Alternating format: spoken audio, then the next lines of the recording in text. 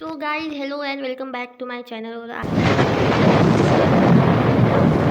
बारी है मराठी की। आज मेरा मराठी का पेपर था और सीरियसली गाइज मतलब इतना सुंदर लग था ना मेरा यार, मैं बता नहीं सकती। जो मैंने किया वही आया। बट जो पोयम का था ना, तो जो पोयम थी ना, मैंने वैसे तो 6 पोयम्स थी, उसमें से मैंने 5 पोयम एकदम परफेक्ट करके रखी थी। बट जो पोयम मैंने छोड़ दी थी ना, वही पोयम मेरे पेपर में आई थी। बट वो पोयम का क्या था, ट्रांसलेशन मैंने सुबह देख लिया था, तो वो भी हो गया मेरा।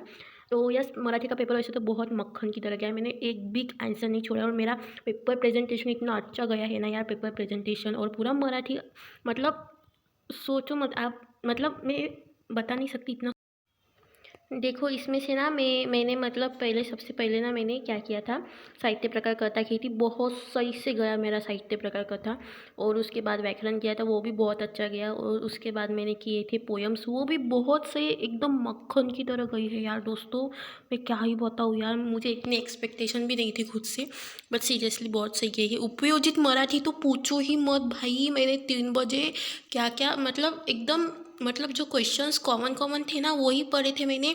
और उपयोजित मराठी में जो पढ़ा ना वही आया।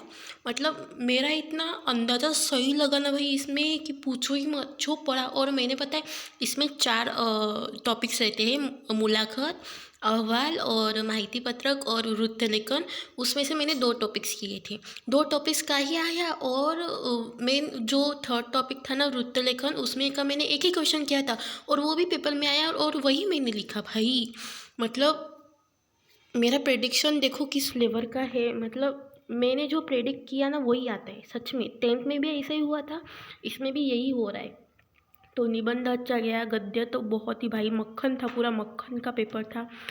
ओवरऑल मेरा मराठी का पेपर बहुत अच्छा गया। जो ग्रामर मिस्टेक होगी और राइटिंग मिस्टेक होगी वो सब काट कूट कर मुझे लगता है कि मुझे मिलेंगे कम से कम 65 से लेकर 70 तक, और ज़्यादा से ज़्यादा 70 से लेकर 75 तक।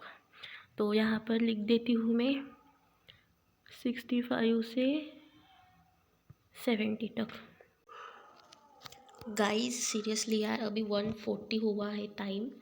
और सीरियसली गाइस लाइट पूरी डिम थी, मतलब लाइट ऐसे ब्लिंक कर रही थी गाइस। में मुझे इतना डर लगा ना, मैंने पापा को बुला लिया है अभी ऊपर। और मैंने ऐसे मम्मी का मोबाइल का टॉर्च लगाया है लाइक दिस। और लाइट पूरी डिम थी गाइस, पूरी ब्लिंक कर रही थी यार।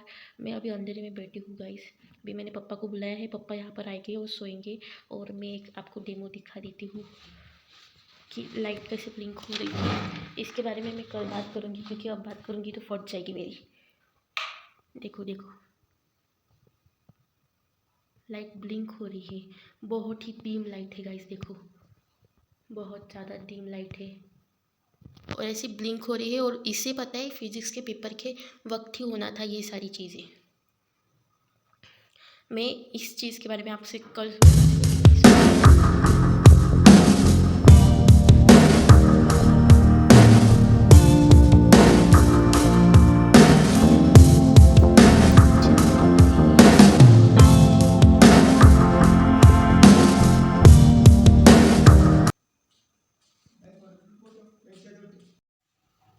सो गाइज आज है नेक्स्ट डे। और कल का भाई साहब इतना गंदी हालत हुई थी ना मेरी रात को।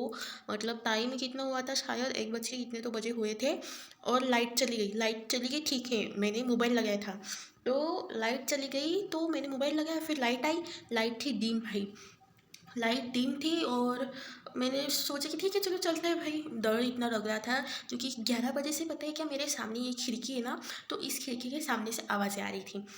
मुझे लगा कि कोई पंछी वगैरह होगा वहाँ पर बैठा हुआ। और पापा को बोला, पापा भी वही बोल रहे थे, तो मैंने इग्नोर कर दिया। फिर 1 बजे लाइट चली गई, फिर उसके बाद लाइट डिम थी, फिर उसके बाद भाई इतनी लाइट ऐसे मतलब लप लप लप लप कर रही थी भाई। मेरी इतनी फट गई थी यार, इतनी गंदी फट गई थी मेरी। मेरे को लाइक वहाँ सब क्या बोलते हैं, सारे भूतों की याद आ रही थी, कंचना की भूत, क्या बोलते हैं कंजूरिंग के भूत, सब भूत याद आ रहे थे। और पता है क्या है, वहाँ पर ना एक ब्लू कलर की ड्राम है। तो वो जो इंसिडेंट हुआ था ना, एक अभी अभी मतलब रिसेंटली तो नहीं है, बट अभी अभी हुआ था कि एक लेडीज़ ने उसके पति को मार के ड्राम में डाल दिया था। तो देखो सेम ड्राम है ऊपर, ऊपर नाम जो था अभी मैंने दिखा आपको, वो ड्राम से मुझे उस इंसिडेंट की याद आ गई भाई। इतनी बेकार फट गई थी ना मेरी, इतनी बेकार। मुझे हनुमान चालीसा भी नहीं पता है, कुछ भी नहीं पता है। मतलब सच्ची में कल वाली रात में कभी नहीं भूलूंगी गाइस, कभी भी नहीं। और कैमरा ना ख़राब हो गया मेरा, ऐसे मतलब रिफ्लेक्शन दिख रहा है क्योंकि मेरा कैमरा टूट गया है। ओके, सो ये सब तो ठीक है। और 16 को है मेरा फिज़िक्स का पेपर, और फिज़िक्स का क्या प्रिपरेशन चल रहा है मेरा। और गाइस मेरी फ़िज़िक्स की प्रिपरेशन आप पूछो मत, बहुत गंदी चल रही है। एमसीक्यू में भी मेरे मतलब लग चुके हैं पूरे। ओके, तो समझो आप कि मेरी कितनी बेकार हालत होगी। वैसे मेरा सिलेबस कंप्लीट है, बट समझ नहीं आ रहा है यार, अब करूँ तो करूँ कैसे, क्या करूँ। जैसा हो रहा है वैसे कर रही हूँ मैं। सो अभी फ़िलहाल की स्ट्रैटेजी तो मेरी यही है कि एक दिन में 2 लेसन्स कंप्लीट किया जाए, एक ईज़ी लेसन और एक हार्ड लेसन। तो आज है केटीजी और करंट इलेक्ट्रिसिटी, तो ये है मेरा प्लान। देखो, जिसमें आज है केटीजी करंट इलेक्ट्रिसिटी, थर्मोडायनामिक्स और रोटेशनल कर्ल, और मैकेनिकल प्रॉपर्टीज इलेक्ट्रोस्टैटिक है परसों। और ये जो एक्स्ट्रा का है ना, एक्स्ट्रा का दिन पता नहीं मैं कौन से हालत में थे तब, तो एक्स्ट्रा का दिन लिख दिया। तो ये जो लेसन है ना, ये लेसन इन 3 दिनों में भी कवर करने हैं। So yes, this is my strategy of the physics. और करना क्या है इसमें, 18 मार्क्स जो रहते हैं स्टार्टिंग के, वही मुझे कन्फर्म करने हैं। बस फिज़िक्स में पास हो जाओ, यही मेरे लिए बहुत है भाई। और फिर बाकी का थ्योरी जो है, एक्सप्लेन वाला जो आता है, एक अंदर लॉ आ जाता है वगैरह वगैरह, वो मुझे करके जाना है। और द आईएमपी और ऐसे करके कुछ मैंने आईएमपी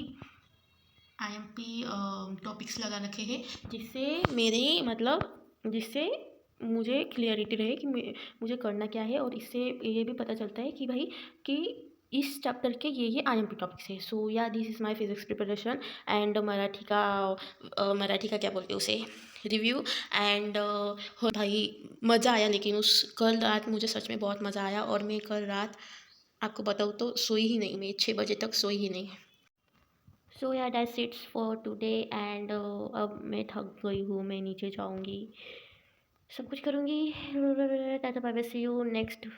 फिज़िक्स का रिव्यू देंगे हम 16 तारीख को, बहुत गंदी लगने वाली है दोस्तों। Bye bye bye bye bye.